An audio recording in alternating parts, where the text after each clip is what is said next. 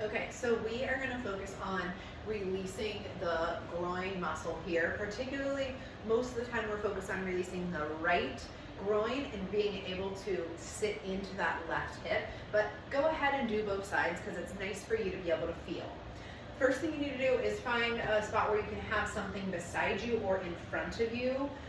For the sake of this video, you know, I'm going to do some of it here where I have something in front of me, but you can also have something to your side. So I'm going to set up so you can see my alignment first. Your hips or your feet are going to be wider than your hips, pretty good amount, as long as it feels good to you. And your toes are going to be facing forward. So you're looking at that second toe and you're looking to make sure it can face forward. Sometimes our big toes deceive us if they're at an angle, so that's why we're looking at the second toe.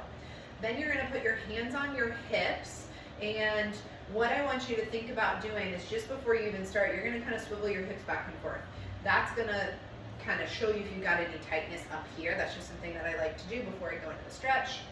And then what we're going to do is put a little bend in your knees, and you're going to sit your hips back almost like a mini squat, and then you're going to shift your weight into one side.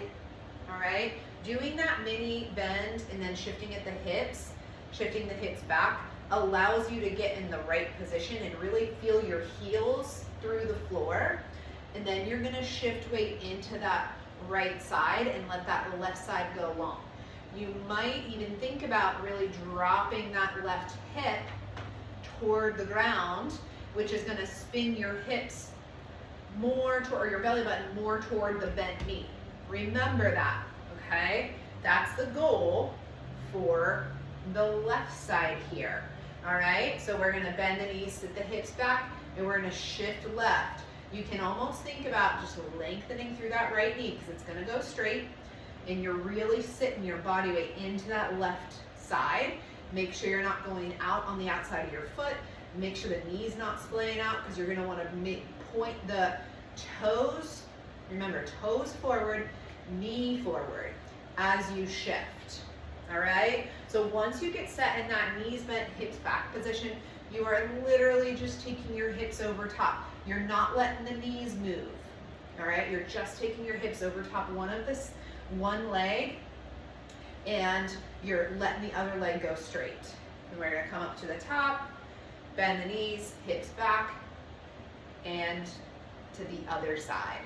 Once you're there, breathe and really feel those heels in the ground, especially the inner heel, because this is really going to want to force you out to the side, but you're not going to let it. You're going to stabilize your knee, make it face forward. Then we're going to come to the top and then here. So I'll show you to the side. This is best done with something in front of you. It's easiest. My toes are facing forward, more than hip width apart. Okay, I'm going to bend my knees. I'm going to shoot my hips back like you're about to sit down in a chair. All right, so bend the knees, shoot the hips back, find your heels, especially the inner heel, and then you're gonna shift to one side. Nothing moves here as I shift to the other side.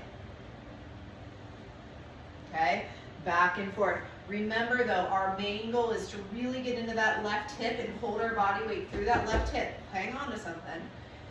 Feel that body weight through the left hip, left heel, inside heel. We're squeezing the knee in a little bit and letting the right leg go strong and breathing.